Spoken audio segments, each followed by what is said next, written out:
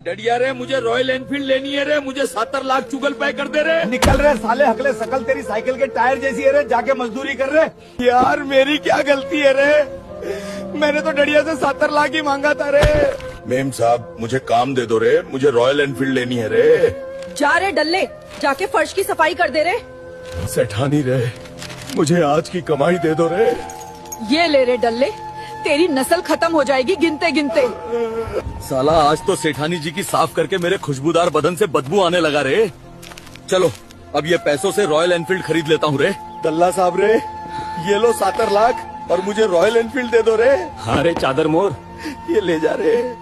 ये देखो आ गया भरोसी का, पता नहीं किसकी बाइक चुरा लाया रे। नहीं डडिया रे, मैंने सेठानी जी की सफाई करके 70 लाख कमा के ये लाया रे। बेटा मुझे माफ कर दे रे, मेरी वजह से तू पूरा दिन सेठानी की साफ करता रहा रे। आई एम सॉरी हल्कू रे। कोई बात नहीं डैडी रे,